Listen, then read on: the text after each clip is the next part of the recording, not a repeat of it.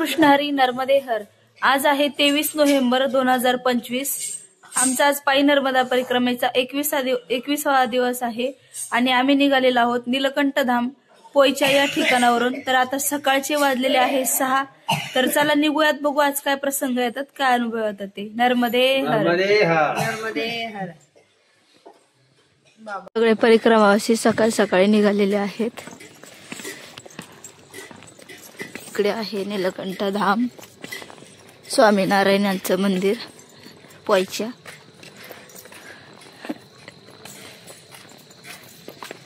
सकाळचे आता 6:45 झालेले आहे आणि आम्ही आता मैयाच्या किनाऱ्यावरून जाणार आहोत।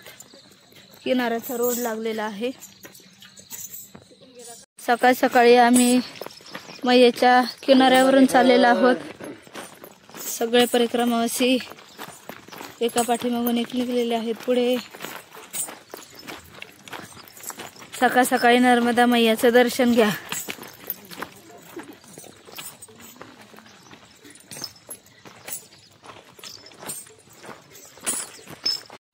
नर्मदा मैयाच्या नामाचा जप करत परिक्रमावासी मैयाच्या किनाऱ्यावरून चाललेले आहेत।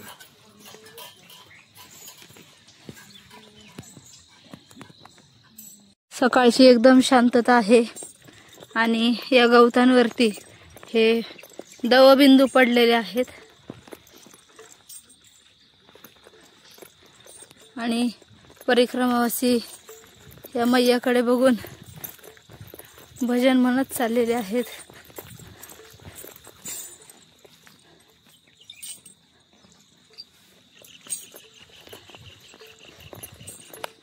आज आता थोड्या वेळापूर्वी मगाशी कसा प्रसंग झाला की सर्वांना मी सांगितलं होतं की म्हणजे काय असे आपण परिक्रमात चालत असताना मला म्हणजे असं ही 4थी परिक्रमा आहे, त्याच्यामुळे काही जे मार्ग आहेत की पुढे काय आहे किंवा पुढे कोणतं गाव आहे, काय निशाणी, ते लगेच ओळखून येतं।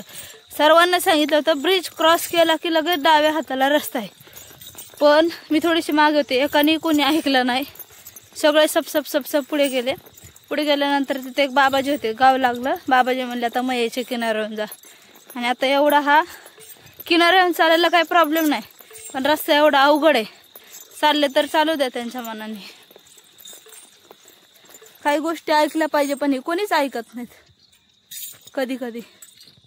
आजी सर्वात जास्त पळत राहते पुढे, बाकीचे परिक्रमाचे बघा कसे मागे लटकलेत।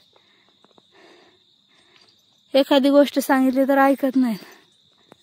हा तरी नॉर्मल रस्ता आहे, पण मागे चढ उतार होते जे मी दाखवू शकले नाही। आणि याने काय होतं या रस्त्याने की हे जे दवबिंदू असतात ना, त्याने बघा अशी पॅन्ट खराब होती, अशी ही सगळे उडून। तिकडचा एकदम शॉर्टकट आणि सोप्या पद्धतीचा रस्ता होता। मैयाच्या किनाऱ्यावरून चालायला असं नाहीये की नाही चालावं, पण काही ठिकाणी कसं दुसऱ्या बाबाजींनी सांगितलं दलदल आहे, इथून जाऊ नका। म्हणजे मोस्टली परिक्रमावासी तिकडनं जातात सगळे।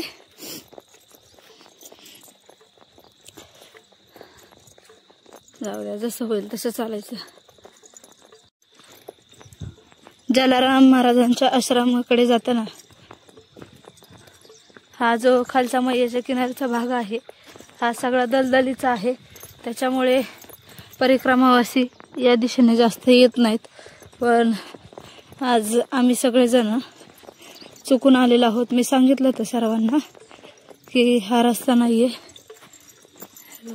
इथे काय केलं हे पाटील बाबा? चूल आहे का? चूल आहे ना,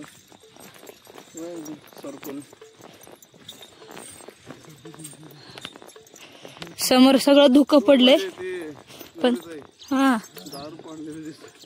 थंडी नाही लागत।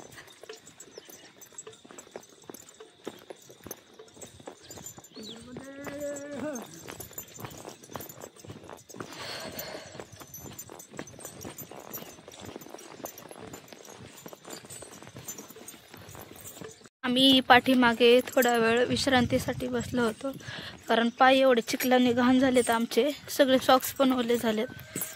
काठाकुट्यांचा रस्ता आहे, ओला आहे, दव पडलेत गवतांवरती। बारीक वाळ होती, पायात घुसती सारखी, त्याच्यामुळे ते पाय झटकायला लागतात. मग थोडंसं पुढे आल्यानंतर बसलो आम्ही. आता थोड्याच वेळात नाव क्रॉस करायची आहे. छोटी नाव म्हणजे एक दुसरी नदी आलेली आहे, ती क्रॉस करून जायचं आहे पुढे. आणि 8 वाजलेत आत्ताशी. आणि क्लायमेट बघा कसं आहे, सूर्योदय पण नाही झालं अजून. हे बघा धुकं येतात. किनारी असलेल्या या अवघड रस्त्याने परिक्रमावासी वरती चढून चाललेले आहेत.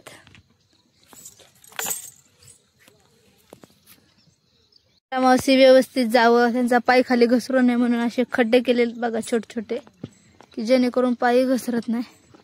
हे बघा असा अवघड रस्ता इथून.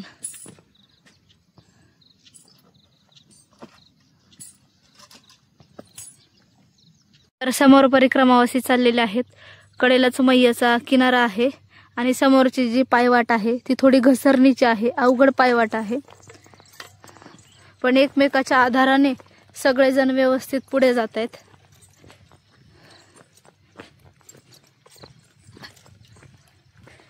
मैया असल्यामुळे कोणालाच कसली भीती नाहीये, पण तरी चालताना कसं पाय मुरगळू शकतो अशा वाटा आहेत. परिक्रमावासी जे आहेत कडेकडेने चाललेले आहेत आणि खूप सुंदर दृश्य दिसते त्यांचं. नर्मदे हर.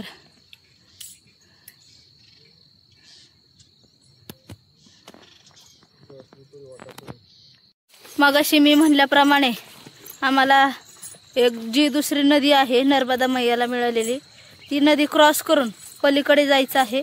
कारण की मध्ये मार्गच नाही जायला, पाण्यातून जावं लागेल पडले असते आता. आणि पाणी तितकं काही कमी प्रमाणात नाही, जास्त प्रमाणात पाणी असल्यामुळे एक फक्त 10 मीटर क्रॉस करून जायचंय. तर चला जाऊयात. इकडे आलेले आहेत नावाडी काका आणि पलीकडे एक नाव क्रॉस करून परिक्रमावासी तिकडे उतरलेले आहेत. आणि त्या साईडने जे परिक्रमावासी येत आहेत ते रोड मार्गाने येऊन जलाराम आश्रमामधून उतरलेले आहेत. ते असे वरून उंचावरून येणार आणि तिकडनं चालणार. हे बघा परिक्रमावासी बसले पण नावेत. परिक्रमावासी बसलेले आहेत नावेत आणि आम्ही उरलोय बघा 4-5 जण. आता हे चाललेत पुढे, दुसरी नाव येते तोपर्यंत आमच्यासाठी. इकडे झालेला आहे सूर्योदय. हे बघा नर्मदे हर चाललेत बघा सगळेजण. सुरुवात होती आणि फक्त पलीकडे जायचंय, तर आलेली दुसरे आम्हाला नाव घेण्यासाठी. बसलेला आहोत नावेमध्ये.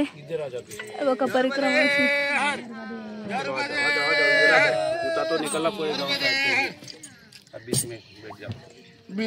तिकडे पाटील बाबा बसतात नावेत. बाबा कशी तरंगलेत, बसले पण नाहीत. बघा बाकीचे परिक्रमावासी.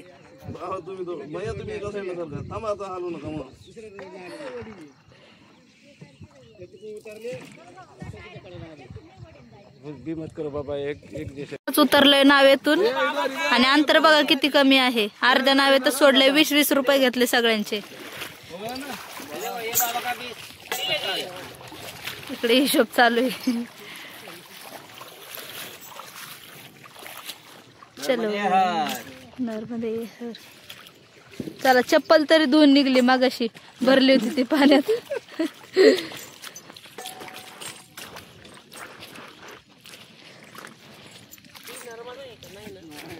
हे नर्मदा मैया क्रॉस कुठं करायची?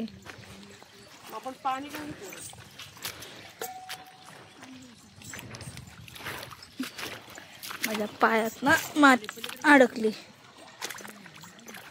पहिले 10-10 रुपये घेत होते, आता 20-20 घ्यायला लागले त्या वर्षी.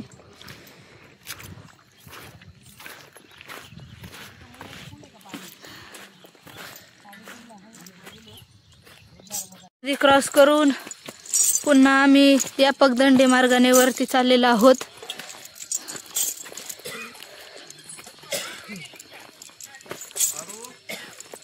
परिक्रमावासी आहेत, मैयाचं जल घेत आहेत पिण्यासाठी.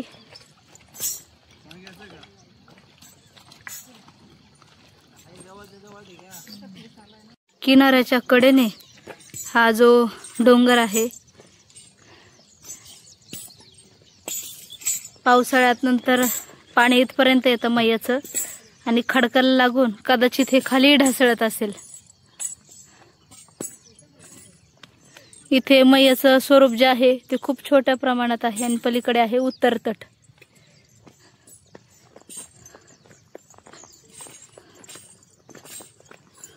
पावसाळ्यामध्ये वरपर्यंत पाणी असतं, कारण की आपण अंदाज बघू शकता की जे झाड आहेत, बाबळी आहेत, त्या बाबळींना प्लॅस्टिकच्या पिशव्या वगैरे अडकलेले आहेत. म्हणजे पाण्याचं जे स्वरूप आहे एवढ्या लेवलने असतं. आणि इथे बघा लोकांनी नारळ टाकलेली आहेत, मंदिरं टाकलेली आहेत, मडकी आहेत. म्हणजे कदाचित बघा ब्राह्मण काका किंवा अजून कोणी सांगत असतं की ह्या वस्तू घरात ठेवू नका. मग आपण काय करतो, ते नदीमध्ये विसर्जित करून देतो. हे बघा अशा पद्धतीचा रोड आहे.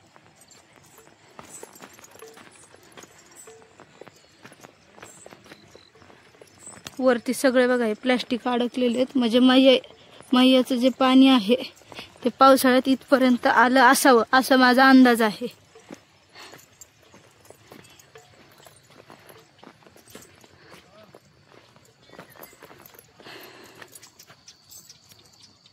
इकडे संपूर्ण पाठीमागे चिखल आहे आणि हा चिखलाचा मार्ग सोडून चिखलच आहे बघा सगळीकडे. ओलसर ओलसर दिसत आहे.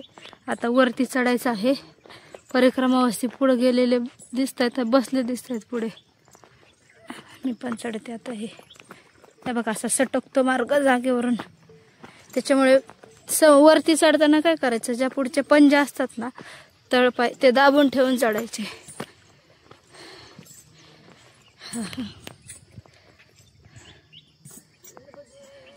गवळण मावशी, शिल्पा मावशी,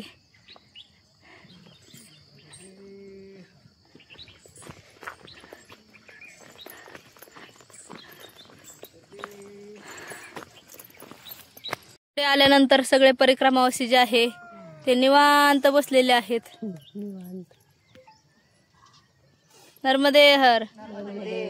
विश्रांती केली आणि आम्ही पुढे निघालेलो आहोत.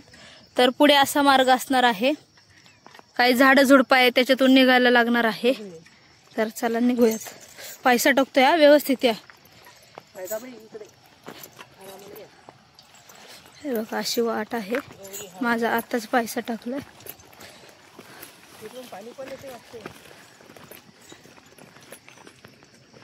हे बघा इकडे अशी वाट आहे आणि ही वरची वाट आहे. तर दंड आपटत चालावं लागतं, कारण की काही सरपटणारे प्राणी असतात.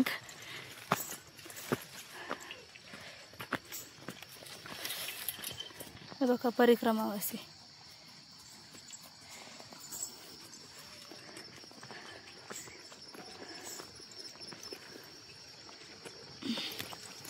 पैसा टाकतोय व्यवस्थित या. ही वाटे पगदंडी. नर्मदे हर.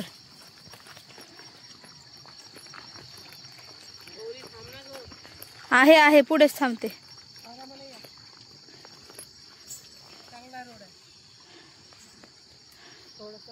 परिक्रमावासी जे आहेत त्यानंतर शेताच्या बांधाने आलेले आहेत.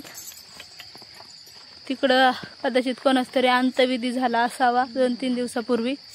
आणि बघा आता इथून उतरायचंय. हा कठीण मार्ग आहे आणि परत समोर नदी क्रॉस करून वर चढायचे. वर चढलं की डायरेक्ट गाव लागणार आहे. तर चला उतरते मी आता. मार्ग आहे, मी ओलांडून आले आणि त्यानंतर बघा ही नदी आहे आणि पाणी बघा किती स्पीडने वाहते. एक तर मला पोहता येत नाही, माझं हलकं वजन आहे, पडले तर कार्यक्रमच होईल. आमच्या घरचे रोज तुमच्या स्टेटस बघतात, बोलले तुम्ही कसे नाही भेटले त्या. आता भेटलेत बघा बाबा. हे बाबाजी माझे व्हिडिओ बघत असतात, कोंडव्याचे. चला इथून आम्ही एकमेकांना पकडून समोर जाणार आहोत, कारण की पाण्याचं जर स्पीड बघितलं खूप फास्ट मध्ये आहे.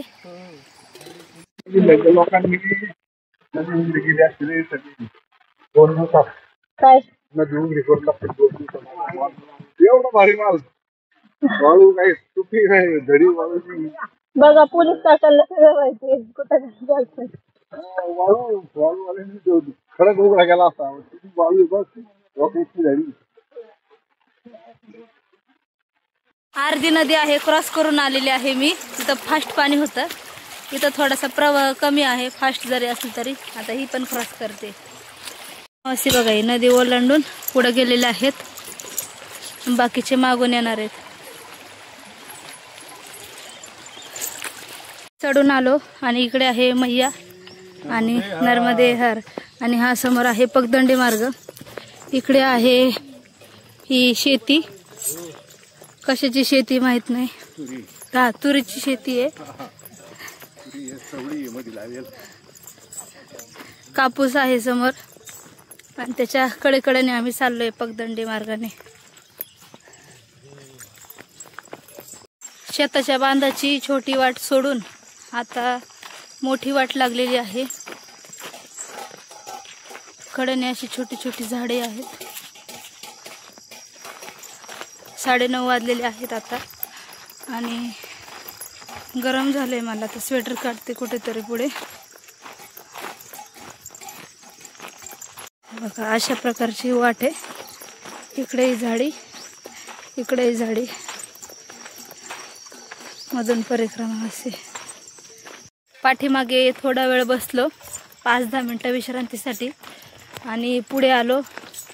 इथे आहे आश्रम आहे, कदाचित कोटेश्वर आश्रम दिसतंय, तिथे जातो. आणि बालभोग आहे, कारण पुढे गेलेले आहेत परिक्रमाचे, त्यांनी सांगितले बालभोग आहे. बालभोग घेतो आणि पुढे निघतो. कोटेश्वर नाही वाटतं, वेगळंच आहे काहीतरी, गुजराती शब्द आहे, वाचता नाही येत मला. चंद्रकांतेश्वर महादेव मंदिर. सगळे परिक्रमावासी थांबलेले आहेत. हे बघा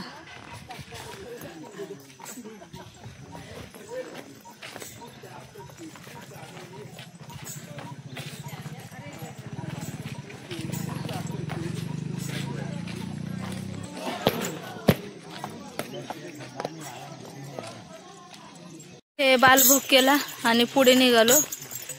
बालभोग म्हणजे खिचडी होती थोडीशी आणि चिप्स होते काल आईने घेतलेले केळीचे, ते खाल्ले आणि पुढे निघलेले आहोत बघा अशा मार्गाने. आता थोडंसं बसलो आश्रमात आणि पुढे आलो. पुढे आल्यानंतर रस्त्याने जात असताना माझी नजर या नंदी महाराजावर गेली. शिंग बघा कशी त्याची, असं वाटतं आकार दिलाय. उंचीला पण खूप जास्त आहे. नर्मदे हार पोज देते बघ ते.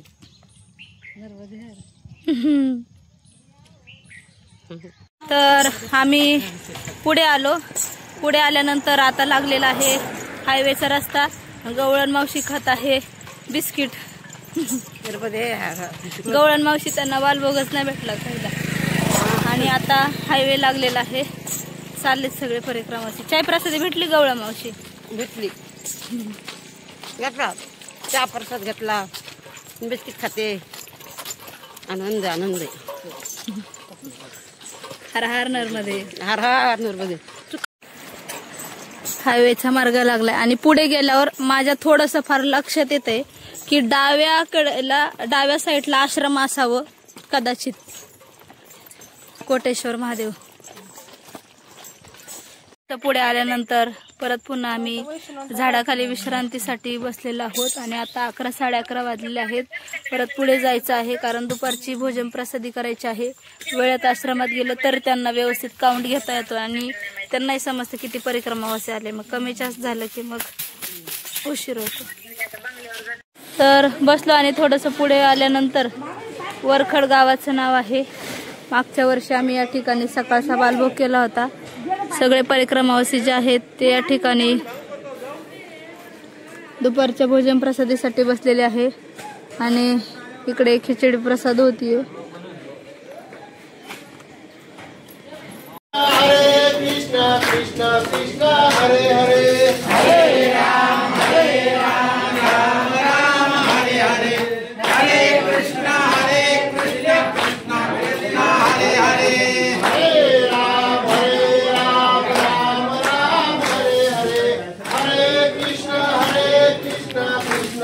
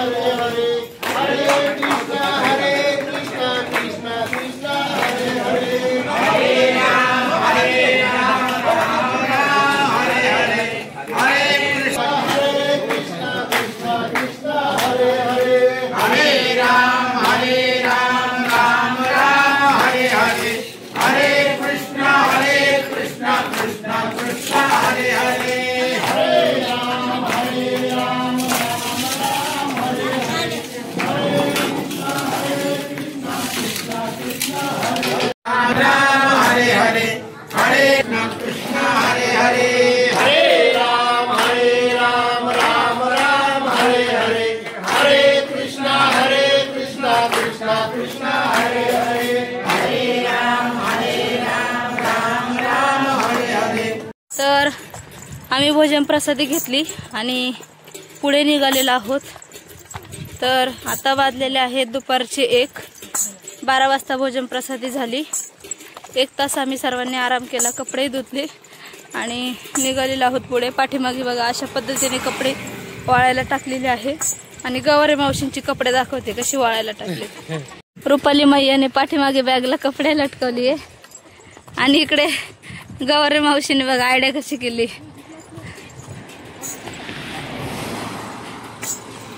जे त्यांची मॅट आहे त्या मॅटलाच दोरी बांधलेली सुतळी, त्यालाच कपडे वाळत घातलीत. थोडंसं पुढे आलो आणि पुढे आल्यानंतर या ठिकाणी परिक्रमावासियांना चाय प्रसादीसाठी थांबवलेलं आहे. चाय प्रसादी आणि बिस्किटचा बालभोग आहे आणि उन्हातून आल्यानंतर परिक्रमावासियांना पिण्यासाठी जार पण ठेवलाय. पोलीस काका, करमाळ्याचे बाबा.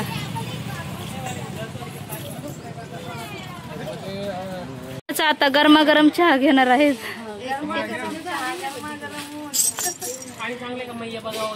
चाय प्रसादी घेतली आणि पुढे निघालो. इथे आहे नागदेवतेचं मंदिर आणि या गावाचं नाव आहे, आता गुजराती मध्ये लिहिलंय, काय कळत नाहीये, विचारायला लागेल कोणाला.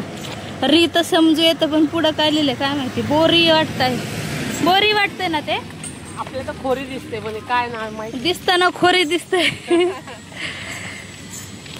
तर गावाचं नाव आहे ओरी. आम्हाला ते खोरी दिसत होतं. मराठी हिंदी वाचायची सवय, गुजराती नाही, तरी काही गुजराती शब्द आहेत ते दिसत आहेत.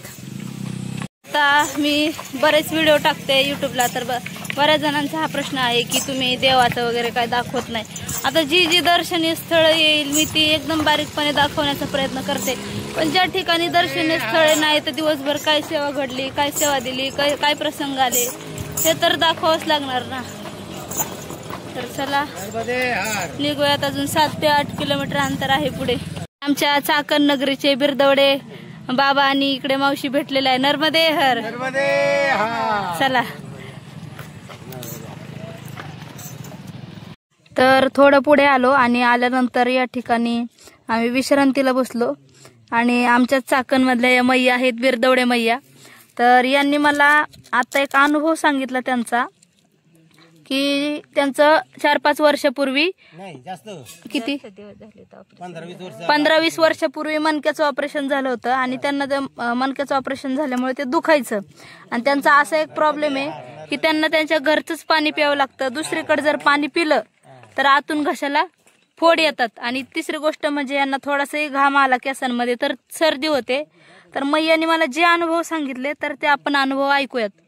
तर तुमचा पहिला अनुभव सांगा मणक्याचा, की कसं दुखत होतं आणि कुठं काय जो मणक्याचा त्रास होता तो कुठं कमी झाला. माझा मणक्याचा त्रास तसा खूप वर्षापासून आहे. ऑपरेशन पण झालंय आणि आता 2 वर्षापूर्वी मला परत ऑपरेशन सांगितलं होतं, मानेचं 3 मणक्याचं आणि कमरेचं 3 मणक्याचं. परंतु तरी पण मी माझं पहिल्या म्हणजे सारखा ध्यास होता मैयाचा की मला जायचंच, परिक्रमेला जायचं. मागच्या वर्षी येऊन मला परत मैयांनी काय तिच्या मनात असं माहीत नाही मागं पाठवलं. पण म्हणलं ह्या वर्षी काही करून मला पूर्ण करायचीच. मी तिथंच आल्यावर ओंकारेश्वरला सांगितलं ह्या वर्षी मला मागं पाठवायचं नाही, माझी ही पूर्ण करून घ्यायची मैया, तू कशीही घे पण पूर्ण करून घे. मग तिथं आम्ही सुलपाणीमध्ये आलो. सुलपाणीमध्ये ते डोंगर उतरताना पूर्ण घसरलं, लखनगिरी बाबाच्या तिथं इतकी जोरात मी आपटले, म्हणजे असं अक्षरशः मनक्याचा आवाज आला असा एका वेळी आदळल्यासारखा. पण मला वाटलं होतं की मी आता पुढे चालू शकणार नाही, पण तिथून पुढे मला काहीही त्रास झाला नाही मनक्याचा बिलकुल. एवढे 30-35 किलोमीटर चालले, पूर्ण डोंगरवर चढ उतर केला पण काहीही त्रास झाला नाही. अजून एक गोळी पण घेतली नाही मी, पूर्ण गोळ्या तशाच आणलेल्या. आणि तुम्ही सांगितलं होतं ना पाण्याचा त्रास होतो, पाण्याचं पण आहे ना, एलर्जी आहे मला पाण्याची, कुठलं पाणी पिलं की एलर्जी होती. पण इथं जसं मैयाचं पाणी प्यायला सुरू म्हणजे बोरचं पाणी प्या, हापशाचं प्या, कुठलं प्या, काहीच झालं नाही. आता काहीच झालं नाही. पहिलं काय झालं होतं पाणी पिलते तेव्हा? पाणी म्हणजे बिसलरी, आमच्या याकोचं पाणी घरातलं पिल्याशिवाय, म्हणजे दुसरं पाणी कुठलं बदल झालं ना की बिसलरीचं जरी नाही का वेगवेगळ्या असतात क्वालिटीच्या, ते जर आपण वारीला गेले की एकच क्वालिटीची घ्यायची, दुसऱ्या क्वालिटीची घेतली की त्यांनी पण त्रास व्हायचा. काय त्रास व्हायचा? तेच आतून पुढे यायचे घशाला. आणि तुम्ही याचं सांगितलं होतं सर्दीचं? सर्दी मग घामावळ वगैरे म्हणजे सगळ्यांनाच होती ना सर्दी, डोक्यात घाम मुरल्यावर सर्दी होणारच ना. पण मला तो त्रास काहीच होत नाही. दिवसभर मी भिजल्या, आंघोळ केल्यासारखे केस ओले होत्यात माझे. म्हणजे नर्मदा मैयाच्या भक्तीचा चमत्कार. 3 गोष्टी तर माझ्या एकदम छान मैयाने तेवढा अनुभव मला दिलाय. म्हणजे बाकीचं काही लागत नाही, सगळं आहे, फक्त ह्या आजाराचं जे होतं ते माझं सर्व घालवलंय माये. चांगलं. चला, नर्मदे हर. नर्मदे. खरंच मैयाचा अनुभव जो आहे खूप अनोखा आहे. म्हणजे जो कोणी इथं येईल त्याचे जेवढे सगळे जे टेन्शन आहेत किंवा ज्या अडचणी आहेत त्या खरंच दूर होतात. पण मनापासून परिक्रमेसाठी आलं पाहिजे, नाहीतर असं नका करू की फक्त तुमच्या अडचणी दूर होण्यासाठी परिक्रमा करू. म्हणजे आता काय म्हणतात ना की मला हे संकट आहे, ते संकट आहे, परिक्रमा केल्याने जाईल का? नाही, मैयाविषयी तेवढी भक्ती पाहिजे आणि तेवढी गोडी पाहिजे की फक्त संकट दूर करण्यासाठी येऊ नका. तुम्ही मनोभावे मैयाची सेवा करा, मनोभावे भक्ती करा. मैया तुम्हाला कसलीच संकट देणार नाही, कुठल्याच अडचणी देणार नाही. आणि तुमची जी सगळी मन्नत आहे, इच्छा, खरंच म्हणतात ना की नर्मदा परिक्रमा केल्याने मन्नत पूर्ण होते. तर 100% नाही, 1000% मन्नत पूर्ण होते. थोडा वेळ विश्रांती केली आणि निघालेला आहोत पुढे. तर ऊन पण आहे आणि कडेने केळीचे बागा आहेत, झाडी आहेत, हवा आहे, त्याच्यामुळे जे लागतं ऊन ते लागत नाही. आम्ही आता आलेलो आहोत सिसोदरा गावामध्ये. पण सिसोदरा गावाला जाण्याच्या अगोदरच इथून लेफ्टला टर्न आहे, तिथून आम्हाला कार्तिक आश्रमामध्ये जायचं आहे, कांद्रोजला.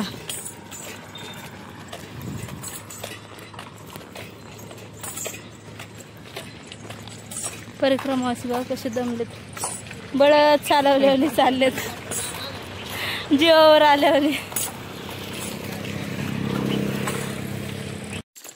हायवेचा रस्ता सोडला आणि आता या कच्च्या मार्गाने निघलेला आहोत. हा पण रोड आहे परंतु डांबरी रस्ता नाही. कडेला आहे कशाची शेती ही? हा, एरंडाची ही झाडं आहेत. पुढे आहे एरंडाची झाडे, त्या शेजारी आहे केळी. परिक्रमावासी बसलेत बघा तिकडं निवांत.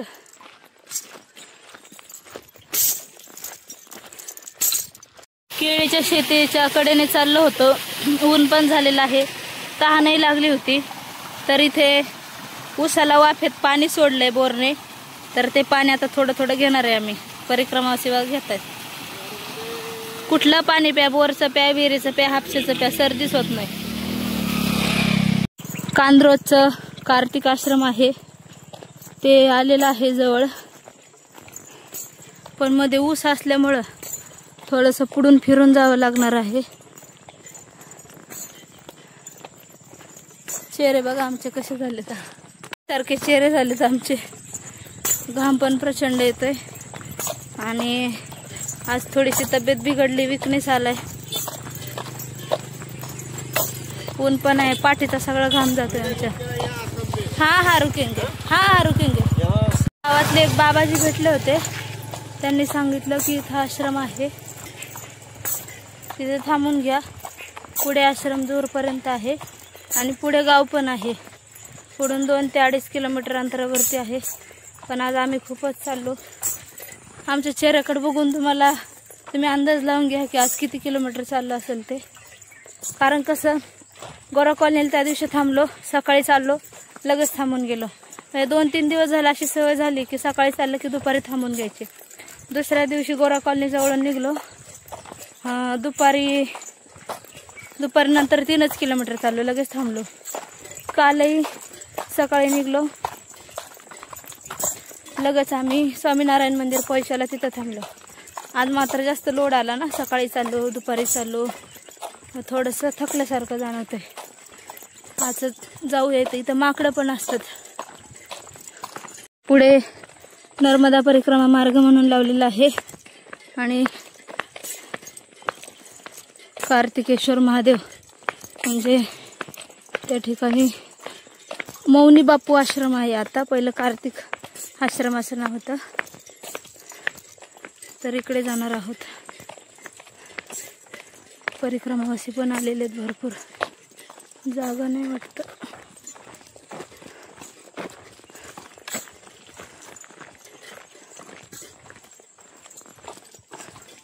समोर आहे मस्जिद.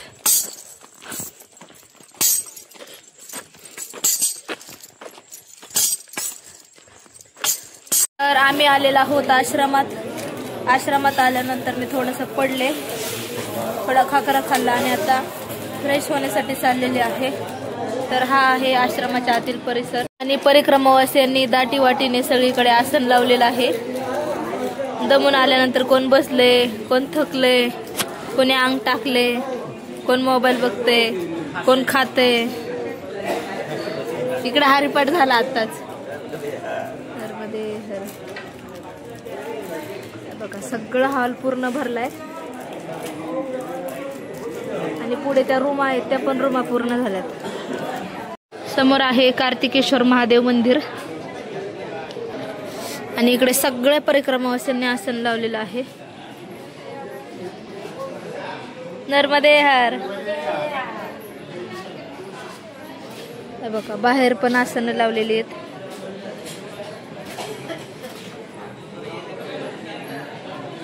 परिक्रमावासी बसलेत बाकड्यावरती. इथं आता माकडं आली होती म्हणून मी बाहेर पडले. समोर बघा सगळे वानर आलीत. मी येते जाऊन त्यांच्याकडे.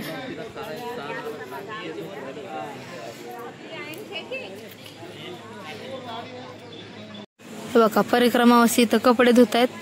त्यांना कळलंय आता परिक्रमावासी आलेत, काही ना काहीतरी खायला देतील, त्याच्यामुळे आले तिथं.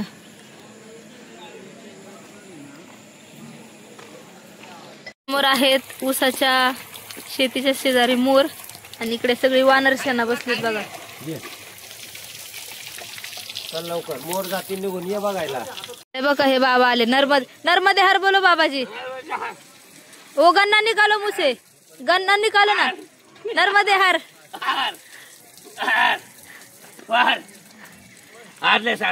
खा लीजिए आप. मैंने खा लिया. मैं बहुत खा गया. नर्मदे हर, नर्मदे हर, नर्मदे हर.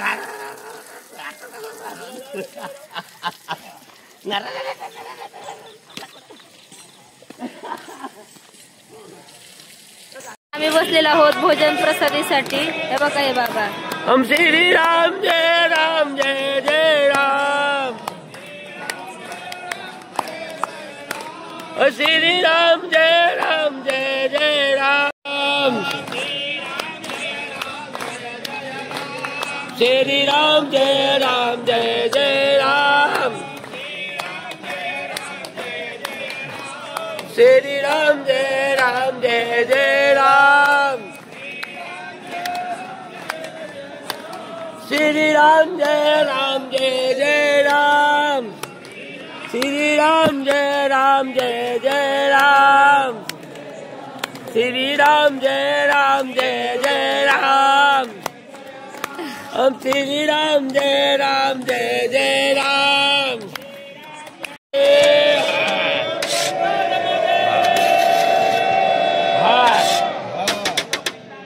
तर आजच्या भोजन प्रसादीमध्ये आहे चपाती, पापड, भात, भाजी आणि दूध. आताच झालेली आहे माझी भोजन प्रसादी आणि इथे सगळ्या परिक्रमावासियांना भरभरून दूध दिलं प्यायला. 5-5 वाट्या, 6-6 वाट्या सर्वांना दिलेलं आहे. आणि पाठीमागे बघू शकता, हे मागाशी लावलेलं नव्हतं ताडपत्री घरमध्ये हार. तर हे पाठीमागे जे परिक्रमावासी झोपलेले आहेत त्यांना थंडी न लागावी म्हणून त्या ठिकाणी ते पांढरी जी पिवळ्या कलरची ताडपत्री लावलेली आहे. मागाशी नव्हती आणि आता अचानकच लावलेली, म्हणजे इतकी सेवा करतात आपली परिक्रमेत. मगाशी सगळं रिकामं होतं आणि आता ही ताडपत्री लावली जेणेकरून तिकडची हवा इकडे लागू नये म्हणून. परिक्रमावासी बघा दिवसभर चालून चालून दमतात, संध्याकाळी घरच्यांचे फोन येतात. मग हे बघा परिक्रमावासी जेवण झालं. नर्मदे हर.